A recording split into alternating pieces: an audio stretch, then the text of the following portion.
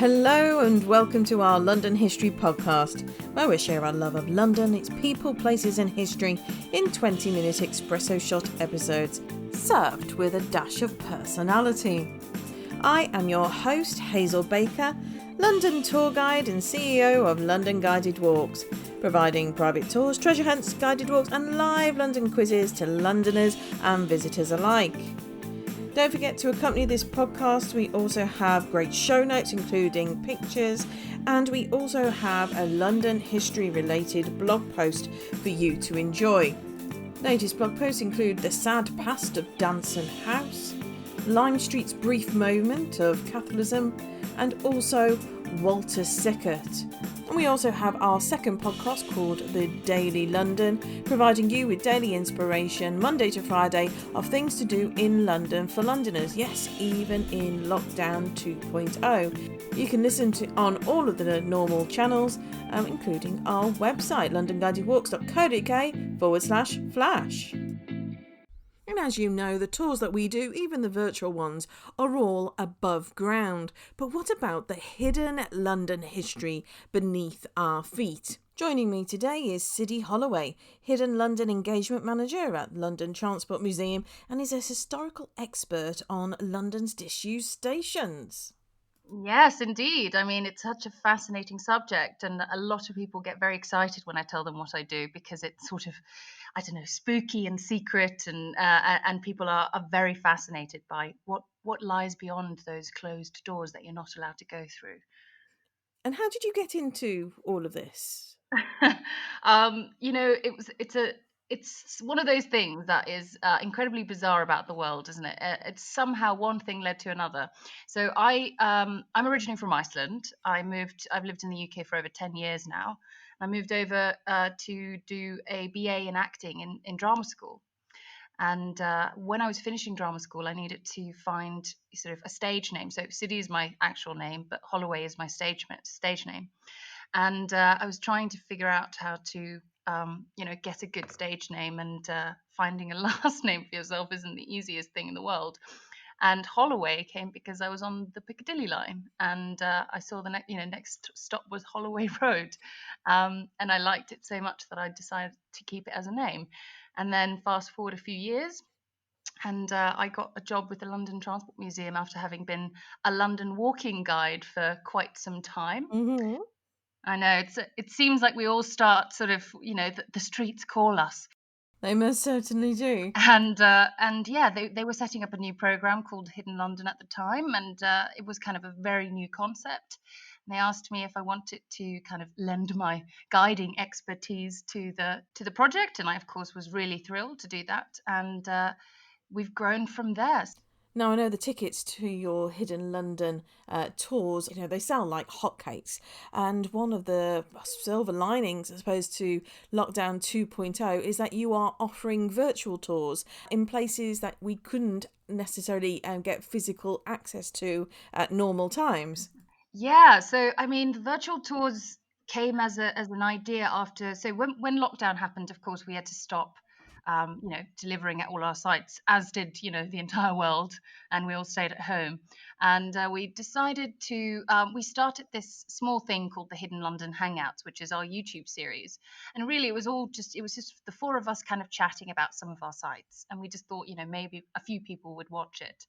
But through doing that, we sort of got to know Zoom, as again the entire world did, and we got to know sort of how brilliantly that format actually works and how you can interact with people. And so when we kind of came back to thinking about how to do something that would be engaging and exciting, we thought about doing virtual tours, and we wanted it to be something kind of different. So we didn't want to just convert our pre-existing tours into virtual ones. We wanted to offer something that we could never take people into anyway, due to site restrictions, or the fact that some of them are simply like, you cannot bring people in there anymore, and we happened to be very lucky to go in there a few years ago. Mm-hmm. um, so we just thought it'd be something completely different. Yeah, I totally hear you. With our virtual tours, we've done the same. It's a combination of imagery, but also video and pictures from the past and places that you could talk about, but not necessarily visit or see, and all of that coming together, rather than it being just a presentation via Zoom. And people really appreciate that extra effort, don't they? Yeah, it's been an amazing success because people are sort of hungry for to do something different, and these places, as I said before, they have this kind of pull about them.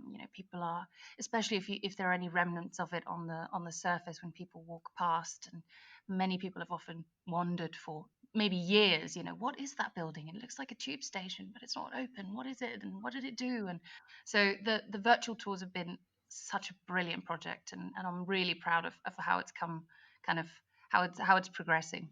Holborn is a huge station and the tour is 90 minutes. So, how do you cram it all in? What do people get to experience? It's interesting you say that because Holborn, it's kind of an interesting site, and really, I mean, we decided to name it Holborn brackets Kingsway, but really what we're doing in the tour is we're actually going to three different sites. What we're really trying to encapsulate is that entire area that got regenerated at the turn of the 20th century by the London County Council. So we're sort of including the Kingsway tram tunnel, we're including Holborn Station, particularly platforms 5 and 6, which are of course disused today, and then we're going to sort of take people down the tunnel all the way to Aldwych and talk about how Aldwych was potentially going to be extended and kind of linked to Waterloo in the 60s, but that never happened. So we're traveling far and wide. So it's going to be a smack full tour of all these goodies that people have never seen before. So, you've done all the dirty work for us then. We don't have to get Um, all grubby like I imagine you did. Oh God, yeah. I mean, I feel like, my skin breaks out now if I don't have dust on it or dirt on it. Sort of like, where's all the kind of brake dust? I need it. Yeah, we've done it all for you. So it's just brilliant to be able to bring something that people are loving and that people are joining from all over the world too. But having Londoners kind of interacting with one another and sharing stories sometimes, which is I think is such a lovely thing. People kind of join the tours and say, oh, I was there in this year and I saw that, or Hmm. I used to travel through there, and I can't believe it's closed now. And so it's been really a really great experience. And what's the relationship between the British Museum and Holborn Station? Is there a secret tunnel? I mean, the site used to obviously be part of British Museum Station because, of course, that was the station on the Central Line before the two kind of merged together Hmm. in the 1930s. So Holborn used to only be a station for the Piccadilly line, and British Museum was kind of across the street, very far away from the actual British Museum. It's got to be said. The station was nowhere near it really, and so the two weren't linked, and then they were linked together in the 1930s, and the Central Line had sort of be kind of reconfigured for that, but for there to be a secret tunnel between the two, unfortunately, I've not seen any remnants of that. But you never know. There could be something. There's a lot under the ground in London that we are still just discovering today. Yeah, very true.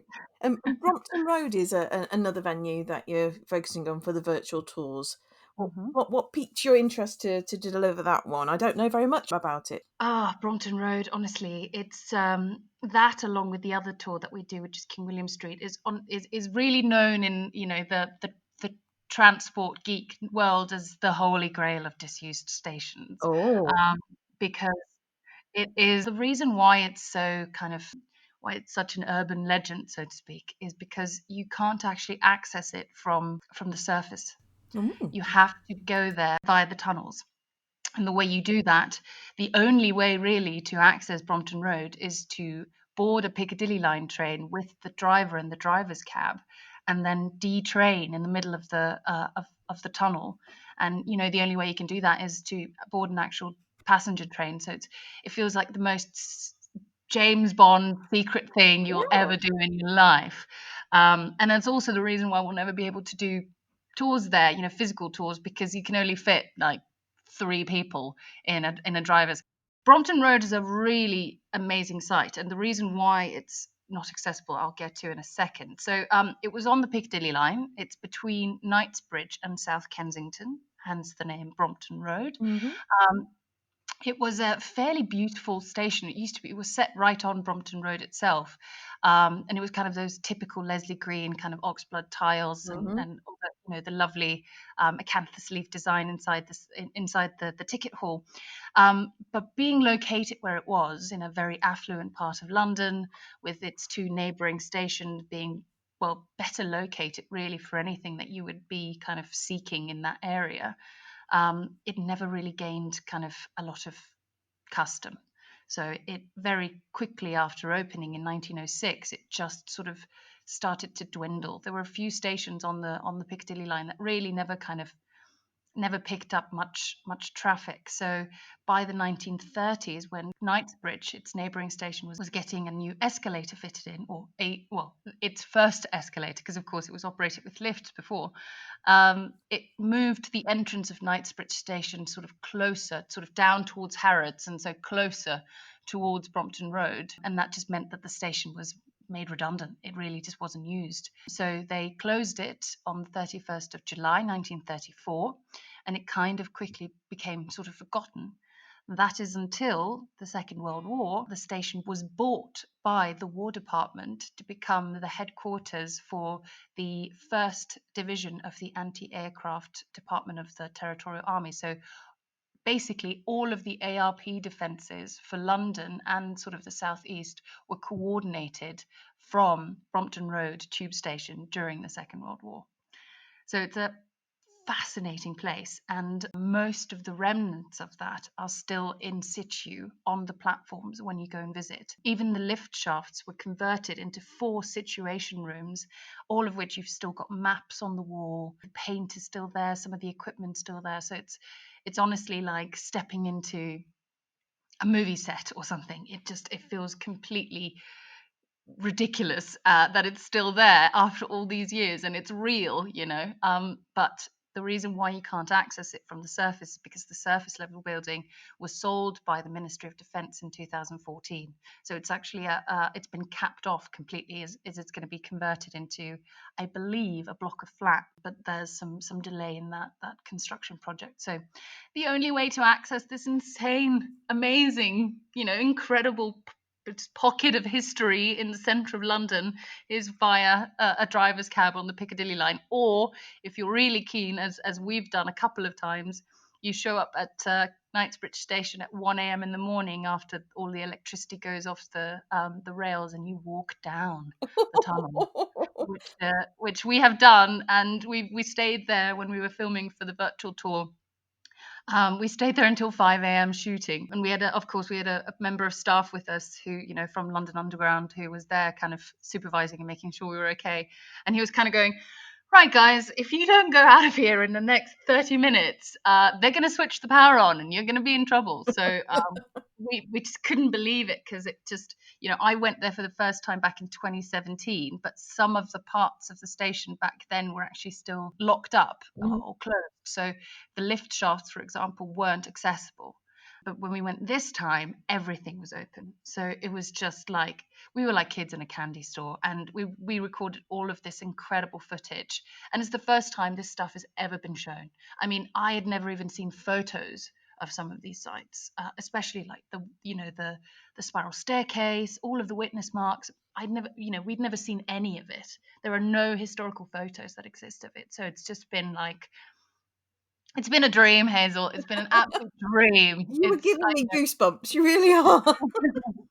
It's honestly, it's been, and just what a treat for us also that we had this impetus to create this virtual tour. And in doing so, we've just preserved so much valuable information for the future. That's also something that we always think about is, what are we gathering? What are we bringing to the collection? What kind of stuff are we actually preserving for future generations? So it's been great. So Brompton Road is an absolute must, especially if you're if you're a bit of a Second World War kind of enthusiast, or anything to do with secret secret bunkers or anything like that. It really hits the spot. At least it does for me. And while you're waiting for the next virtual tour with Siddy, then perhaps you'd like to listen to episode 7 of our podcast, True London Spy Stories, with Rob Smith. So telling stories of World War II and a little bit of James Bond thrown in. Excellent. And then what about King William Street? King William Street is, well, if Brompton Road is in the Holy Grail, then King William Street certainly is. So King William Street is the first disused tube station, or deep tube station, I should add, in London. It was the terminus of the first deep tube in London that was ever built, which was called the City and South London Railway, which reached from Stockwell in the south of London up to King William Street in the City of London, which is right next to the monument.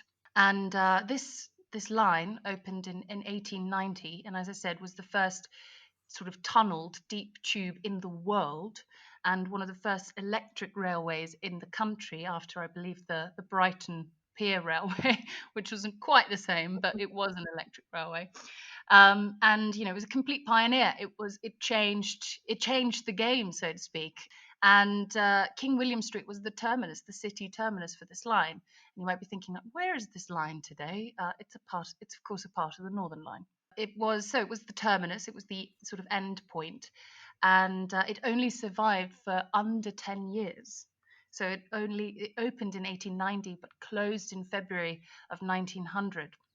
And the reason is that the station was just simply not poorly constructed, but it was in a very inconvenient place. Because, of course, this was the first time anyone had ever dug anything like it. Mm-hmm. They kind of didn't really know what they were facing or how it would all work. And particularly at the time, electric traction was such a new concept that they weren't really sure if there were particular inclines that would be too much for those early locomotives, or if all sorts of engineering problems essentially started presenting themselves as soon as they opened. Mm-hmm. And so when the proposal to extend the line came in sort of in the late 1890s, they decided the most cost-effective way to extend the line would actually be to bypass King William Street and go straight from Borough up to London Bridge and then to Bank, and leave that little kind of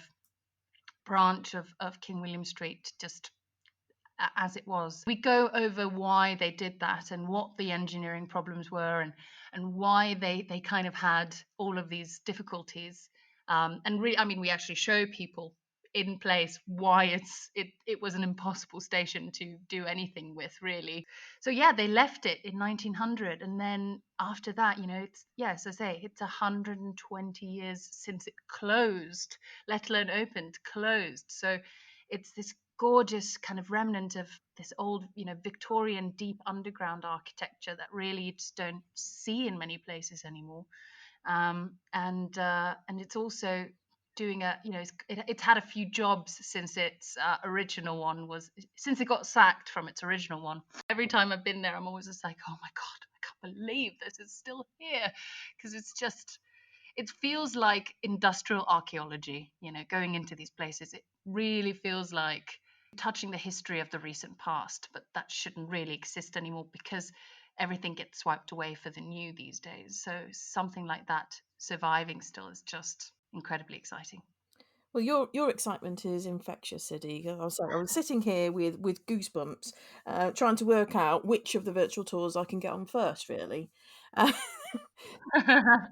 You should come on all of them, Hazel, I think. I think I might have to. I just want to know more, and I just cannot wait to get that cup of tea and join you online. It's real fun. I would say it's mostly just fun, and it's fun to kind of explore these places together. Well, thank you so much, Siddy, for joining us today. I just can't wait now. I'm so excited, but it's been an absolute pleasure having you on today. So thank you so much for joining us. Oh, thank you so much for having me. I can't wait to, get you on a tour and show you some of the secret stuff. That's all we've got time for now, but thanks very much for joining us. And if you've enjoyed it, then please do leave a review. It's lovely to hear all of your lovely comments and all the information you need for the Hidden London book, or to get your place on a virtual tour with Siddy is on our website londonguidedwalks.co.uk/podcast. And if you have any suggestions for future episodes about a Londoner or a London place or a particular time in history, then please do let me know. Get in touch by Facebook, Instagram, Twitter. The old-fashioned email works still even now. Send us your requests and I'll do my best.